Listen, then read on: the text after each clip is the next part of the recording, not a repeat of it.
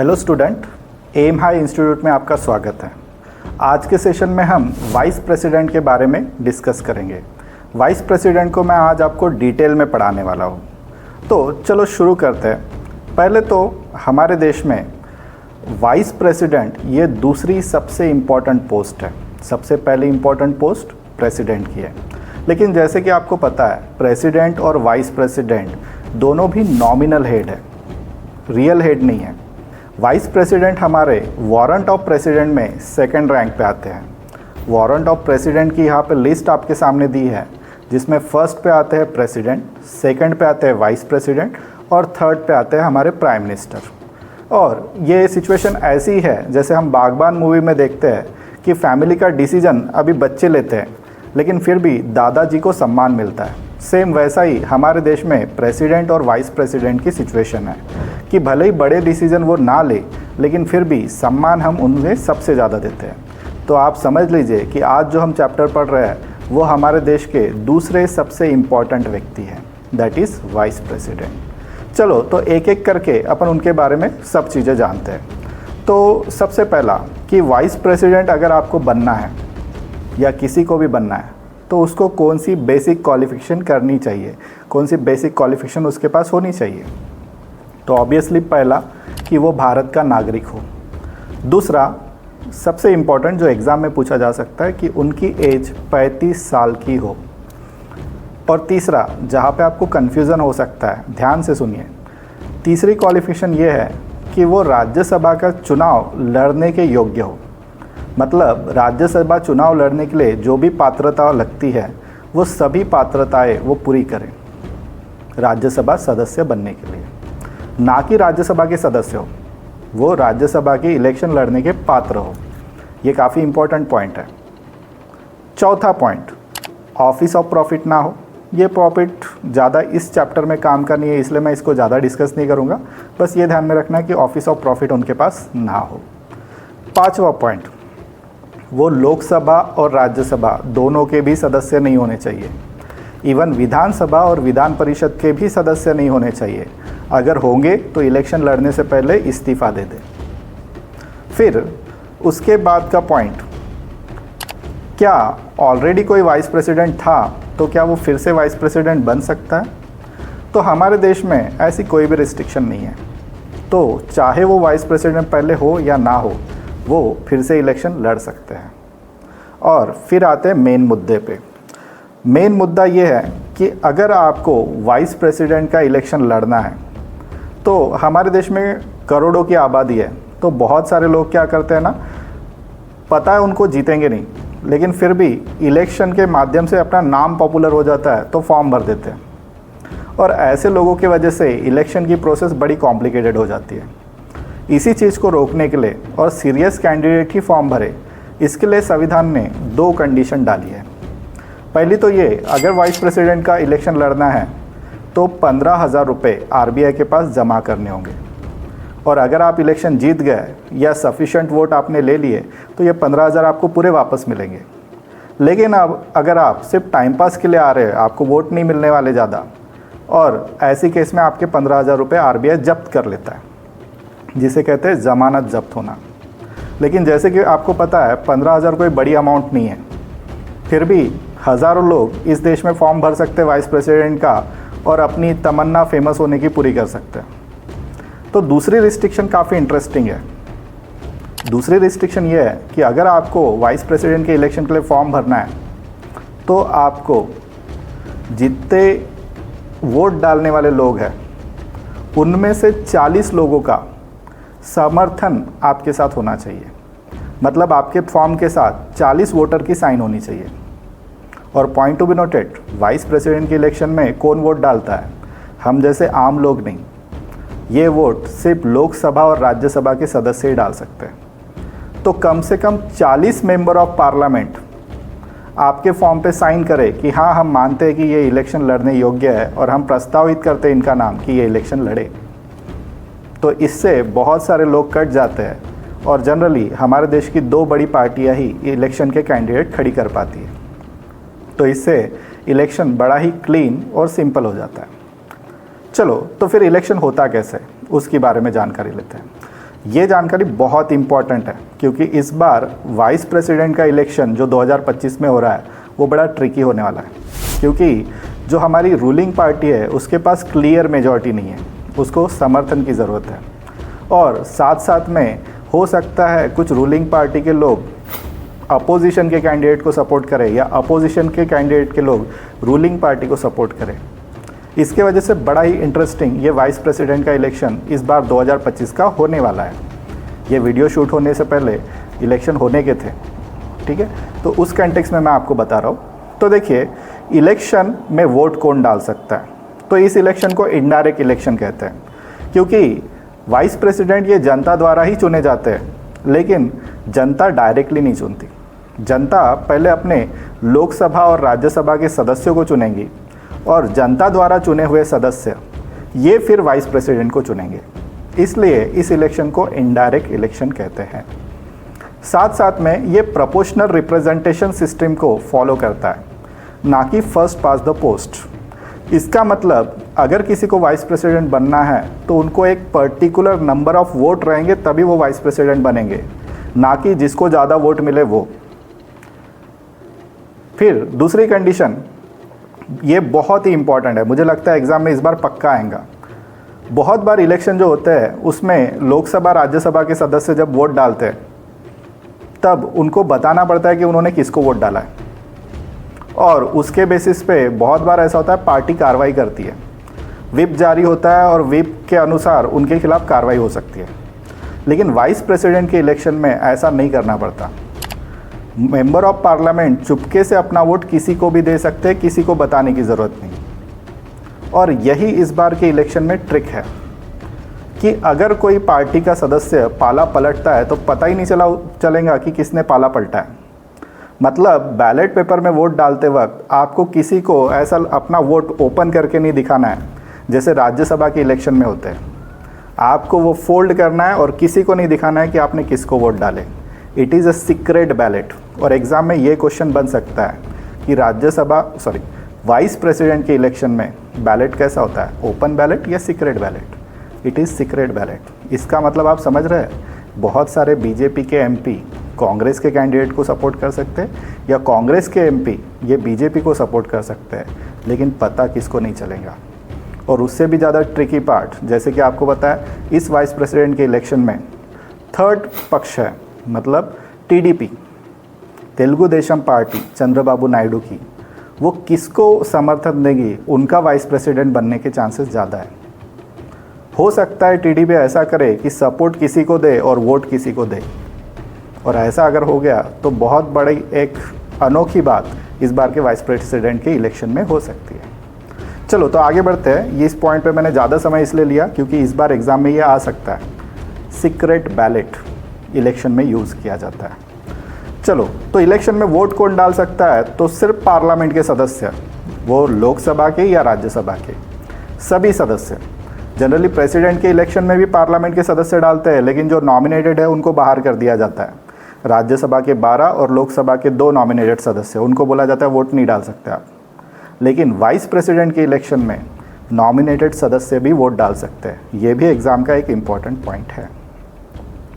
दोनों हाउस जिसको ज़्यादा वोट देंगे वो बनेगा वाइस प्रेसिडेंट। वाइस प्रेसिडेंट बनने के बाद आपको लेनी है शपथ, और शपथ कौन देगा वाइस प्रेसिडेंट को, तो वो शपथ देंगे माननीय प्रेसिडेंट। आपको ध्यान में रखना है शपथ यहाँ पे प्रेसिडेंट साहब ही देंगे। फिर नेक्स्ट मुद्दे पे आते हैं। मान लीजिए आप क्वालिफाई हो गए, इलेक्शन लड़ा, इलेक्शन जीत गए और शपथ ले लिया, तो फिर अभी आपको कितने साल काम करना है, कितने साल आप वाइस प्रेसिडेंट बने रह सकते हैं। तो एक बार चुन के आने के बाद आप 5 साल तक वाइस प्रेसिडेंट बने रह सकते हैं। लेकिन इन केस आपको बीच में लगा कि नहीं मुझे नहीं रहना वाइस प्रेसिडेंट, तो आप इस्तीफ़ा दे सकते हैं। तो यहीं पे नेक्स्ट क्वेश्चन बनता है, अगर वाइस प्रेसिडेंट खुद के पद का इस्तीफ़ा देना चाहता है तो वो किसको अपना इस्तीफ़ा सौंपे, प्राइम मिनिस्टर, लोकसभा के speaker, chief justice of India या प्रेसिडेंट। तो ऑब्वियसली इसका आंसर है प्रेसिडेंट।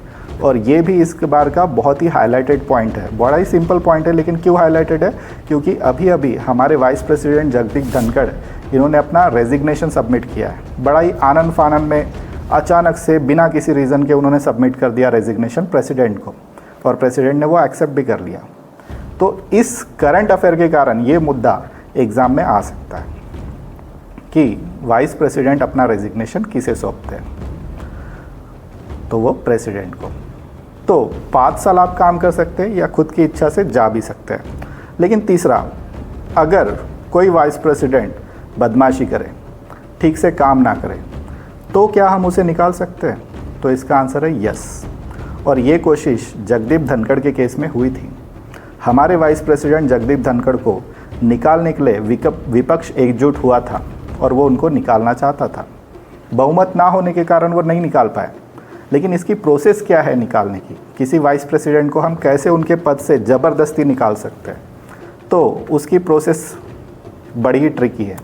ध्यान से सुनिए कि वाइस प्रेसिडेंट को निकालने का काम शुरुआत ये सिर्फ राज्यसभा से ही होगी। लोकसभा शुरुआत नहीं कर सकती। राज्यसभा अगर वाइस प्रेसिडेंट को निकालना चाहती है तो उसको एब्सोल्यूट मेजॉरिटी से यह प्रस्ताव पारित करना होगा। एब्सोल्यूट मेजॉरिटी सिंपल मेजॉरिटी से थोड़ी अलग होती है। उदाहरण के लिए अगर मैं बताऊं कि मान लीजिए राज्यसभा में 100 सदस्य है, लेकिन 10 सदस्यों की जगह वैकेंट है, वहाँ पे किसी का इलेक्शन नहीं हुआ है और 10 सदस्य आज आए नहीं हैं, तो इसका मतलब 100 में से 80 सदस्य आज हाउस में प्रेजेंट है। और अगर वोटिंग होती है कि हमें वाइस प्रेसिडेंट को निकालना है और उसमें अगर 41 लोग, 80 में से 41 लोग अगर हाँ बोलते हैं तो इसे कहेंगे सिंपल मेजॉरिटी। लेकिन क्योंकि टोटल स्ट्रेंथ 100 की थी, आए 80 है, लेकिन अगर 51 लोग हाँ बोले कि हाँ हमें इस वाइस प्रेसिडेंट को निकालना है, तब उसे कहेंगे हम एब्सोल्यूट मेजॉरिटी, जो टोटल स्ट्रेंथ का हाफ प्लस 1 होगा। ये एब्सोल्यूट मेजॉरिटी अगर राज्यसभा देती है तभी लोकसभा का काम शुरू होता है।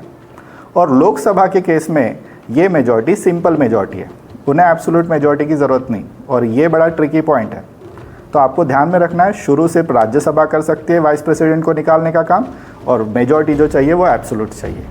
और साथ साथ में लोकसभा की सहमति ज़रूरी है क्या? यस। और लोकसभा की कितनी सहमति चाहिए, स्पेशल या सिंपल? तो answer is simple. Simple majority से ये काम हो जाएगा। एक पॉइंट और आपको ध्यान में रखना है कि वाइस प्रेसिडेंट निकालने के लिए आपको कोई गलती करनी है क्या, तभी आपको निकाला जा सकता है, या बिना गलती के भी निकाला जा सकता है। जैसे हमारे चीफ जस्टिस ऑफ इंडिया या अन्य कॉन्स्टिट्यूशनल पोस्ट में लिखा गया है कि जब ये गलती करे तभी उनको निकाला जा सकता है। जैसे मिसबिहेव करे, कॉन्स्टिट्यूशन का वायलेशन करे, तभी इनको निकाला जा सकता है, वरना नहीं। लेकिन वाइस प्रेसिडेंट के केस में ऐसा नहीं है। वाइस प्रेसिडेंट को निकालने के लिए हमें उनकी कोई गलती दिखाने की ज़रूरत नहीं है, बस प्रस्ताव पारित, उनको निकाला जा सकता है। ऐसा हम प्रधानमंत्री के साथ भी करते हैं कि प्रधानमंत्री को निकालना है, कोई रीज़न की ज़रूरत नहीं है, बस वोटिंग में अगर हम मेजॉरिटी ला सके तो प्रधानमंत्री अपनी पोस्ट से निकल सकते हैं। Same goes with vice president. लेकिन प्रेसिडेंट के केस में वैसा नहीं है। प्रेसिडेंट के केस में वायलेशन ऑफ कॉन्स्टिट्यूशन उन्होंने किया है, ये प्रूफ होना चाहिए, तभी हम उनको निकाल सकते हैं। ये पॉइंट एग्ज़ाम में पूछा जा सकता है। चलो, तो मैं आपको ही कंटेक्स्ट में लेकर ये पढ़ा रहा हूँ, जिसमें मैंने कहा कि अगर आप वाइस प्रेसिडेंट बनते हैं तो भारत के दूसरे सबसे इम्पोर्टेंट व्यक्ति बनते हैं। वाइस प्रेसिडेंट बनने के लिए क्या क्वालिफिकेशन ज़रूरी है, वाइस प्रेसिडेंट के इलेक्शन कैसे होते हैं, वाइस प्रेसिडेंट निकल कैसे सकते हैं या निकाला कैसे से आ सकता है, लेकिन सबसे इम्पोर्टेंट काम, वाइस प्रेसिडेंट का काम क्या है। तो वाइस प्रेसिडेंट का काम 2 तरह से है। पहले तो मैं बोलूँगा वाइस प्रेसिडेंट को कोई काम ही नहीं है। वाइस प्रेसिडेंट की पोस्ट ही इसलिए बनाई गई है कि अगर प्रेसिडेंट को कुछ हो जाए तो ये देश डायरेक्शन लेस ना रहे, क्योंकि इस देश की पूरी अथॉरिटी प्रेसिडेंट के हाथ में है। और इनकेस इमरजेंसी में उनके साथ कुछ हो जाए बुरा, तो उस समय पे देश की बागडोर किसके हाथ में जाएंगी, ये क्लियरिटी रहे, इसके लिए वाइस प्रेसिडेंट की पोस्ट बनाई गई। अन्यथा वाइस प्रेसिडेंट की कोई ज़रूरत नहीं है। इसलिए वाइस प्रेसिडेंट चुनने के बाद क्या वो खाली बैठे रहे, इसका सोल्यूशन देखते हुए संविधान बनाने वालों ने एक बहुत ही अच्छी ट्रिक अपनाई। उन्होंने कहा कि अगर प्रेसिडेंट अच्छे से काम कर रहे हैं, उन्हें कोई प्रॉब्लम नहीं है, वो छुट्टी पे नहीं है, ना ही उनको पोस्ट से निकाला गया है या निकले हैं, तब तक वाइस प्रेसिडेंट ये राज्यसभा के अध्यक्ष बने, जिन्हें हम इंग्लिश में कहते हैं राज्यसभा के चेयरमैन बने। उस चेयरमैन बनने के लिए उनको कोई इलेक्शन नहीं लड़ना है, वाइस प्रेसिडेंट है इस नाते वो राज्यसभा के चेयरमैन हैं। जब ऐसा होता है तब इंग्लिश में इसे कहते हैं एक्स ऑफिशियो चेयरमैन। तो vice president is the ex officio chairman of Rajya Sabha. और दूसरा काम ऑब्वियसली जो मैंने शुरुआत में कहा था कि इनकेस हमारे प्रेसिडेंट को उनके पोस्ट से निकाला जाता है या प्रेसिडेंट रेजिग्नेशन देते हैं या प्रेसिडेंट की किसी कारणवश डेथ हो जाती है या प्रेसिडेंट कभी छुट्टी पे जाते हैं, तब प्रेसिडेंट का काम करने का काम ये वाइस प्रेसिडेंट का होता है। ये दो ही काम हमारे वाइस प्रेसिडेंट के होते हैं, इसके अलावा और कुछ भी नहीं। फिर नेक्स्ट मुद्दे पे आते हैं वाइस प्रेसिडेंट की सैलरी। तो मैंने चेक किया क्या वाइस प्रेसिडेंट की सैलरी हमारे सेकंड शेड्यूल में मेंशन है, क्योंकि सेकंड शेड्यूल में सभी कॉन्स्टिट्यूशनल पोस्ट की सैलरी मेंशन है। तो मुझे ये पता चला कि वाइस प्रेसिडेंट की कोई सैलरी ही नहीं होती। वाइस प्रेसिडेंट को कोई भी सैलरी नहीं मिलती, ध्यान से सुनिए। लेकिन क्योंकि वो राज्यसभा के चेयरमैन का काम कर रहे हैं तो वो राज्यसभा के चेयरमैन को सैलरी मिलती है। और संविधान के सेकंड शेड्यूल में लिखा गया है कि chairman of Rajya Sabha get the salary, और अभी फ़िलहाल 4 लाख रुपए पर मंथ है। लेकिन हमारे वाइस प्रेसिडेंट जिस दिन प्रेसिडेंट का रोल अपनाने लगे, क्योंकि प्रेसिडेंट किसी कारणवश नहीं है, तब उनको प्रेसिडेंट की सैलरी मिलती है जो अभी चल रही है 5 लाख रुपए पर मंथ। तो इस तरह से हमने वाइस प्रेसिडेंट चैप्टर को यहाँ पे कंप्लीट कर लिया है। वाइस प्रेसिडेंट चैप्टर काफ़ी इम्पोर्टेंट चैप्टर है, क्योंकि अभी 2025 में जो घटनाएं हुई है पूरे साल वाइस प्रेसिडेंट चर्चा में रहे। तो मेरे हिसाब से 2026 में पक्का एक क्वेश्चन तो भी प्रीलिम्स में वाइस प्रेसिडेंट पे बनता ही है, और इवन मेंस में भी, क्योंकि वाइस प्रेसिडेंट का कार्यकाल जगदीप धनखड़ का बड़ा ही कंट्रोवर्शियल रहा। बहुत सारे प्रश्न चिन्ह उनके ऊपर किए गए। तो इस चैप्टर को आप अच्छे से पढ़ें। मैंने बहुत ही स्टेप बाय स्टेप जो भी मुद्दे बताए हैं उनको याद करें, एग्ज़ाम में इन्हीं पॉइंट में से क्वेश्चन आएंगे। और ज़्यादा जानकारी के लिए आप हमारे इंस्टीट्यूट से संपर्क कर सकते हैं। आप चाहे तो हमारी ऑफलाइन, ऑनलाइन और रिकॉर्डेड क्लासेस ज्वाइन कर सकते हैं। डिटेल के लिए गूगल मैप पे सर्च कीजिए M high UPSC MPSC coaching institute. Thank you.